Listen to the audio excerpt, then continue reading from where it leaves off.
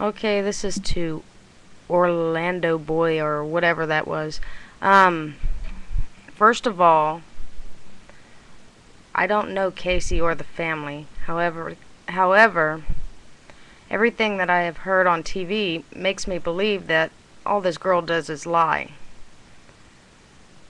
Now I understand that this girl has lied about where she worked and where she dropped her little girl off at. And my biggest problem is understanding why she didn't and still doesn't show any emotion with her little girl being gone. Um, and I don't know you, but my question to you is, are you a parent? And if you are, would you act in this manner? Or would you do everything to find your child? Or would you be out in the club and having the time of your life?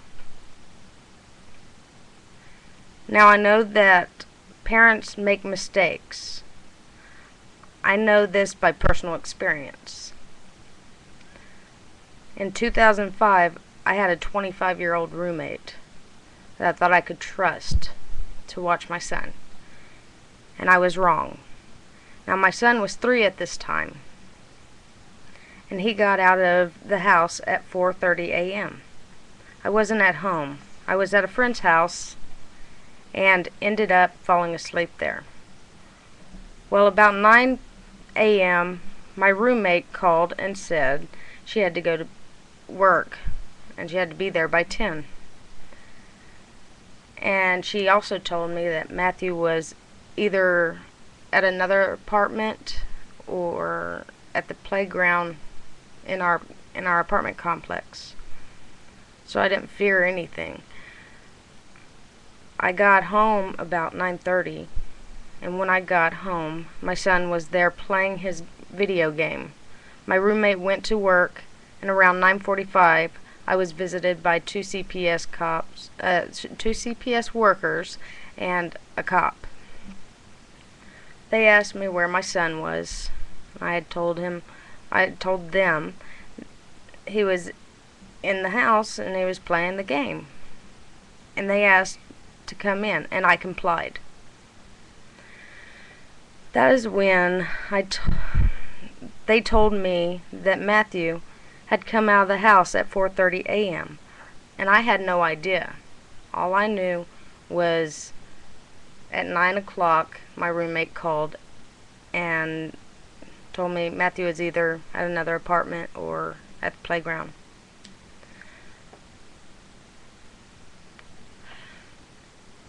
So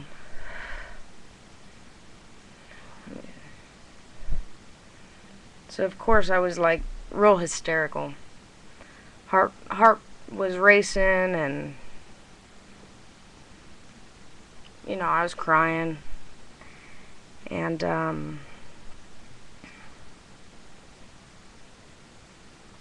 they ended up taking my son.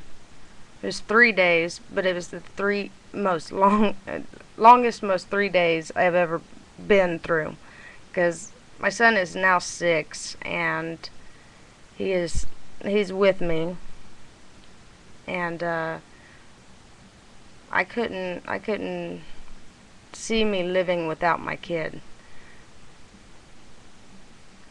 However, they did a home drug test on me.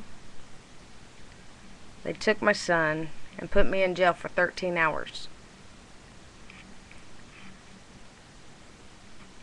All I did was cry the whole time. I didn't have my son. He was somewhere else. My mom, my stepdad, they, as soon as I got my son back, which was 3 days later, that's where he's got it made over here. They never let him out of their sight again. And if my mom or, you know, if something happened like this with me, Let's slap her. you better believe my mom would beat me down. And Monday, alright, so I went to court. They'd got me on being under the influence, which I wasn't, and I told them that from the beginning. And all I did for the 13 hours, I didn't eat. I sat there and I cried because, you know, I really was innocent, and I was telling the cops this. But of course, 2 weeks, the drug test that they did comes back in 2 weeks.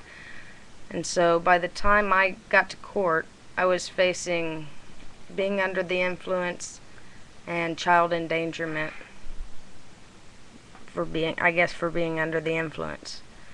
I got there and they dropped my case. They got the report back, nothing in my system, not even alcohol. So yeah, I know that parents make mistakes. Another thing I wanted to talk about was the scientific evidence in the car. There's no one else missing but Kaylee. And if it was an accident, why on earth would she not call the cops? I would think that if I did something like this, I would expect this very thing to happen, that would happen to me. So I also want to state she never said anyone stole her car, and it had her purse and her ID in it. So it only puts Casey behind the wheel. And the last thing I wanted to state is that she has not shown any emotion except for when she got charged for child neglect. So if you can answer any questions, since you know them so well, feel free to comment. I'm all the way in California, and when we are watching these news clips, and Cindy is saying that the picture's not out there enough. We're in California, and check this out. Everybody knows about this. We talk about it. I go to work and I talk about it, and about Casey, just about the whole thing. Casey, This little girl did not deserve. This little girl did not deserve to be where she's at right now. But we know that God is holding her tight. And you guys got to take the blinders off of your eyes, because being so close to the family, nobody wants to think that somebody could do this. But it happens.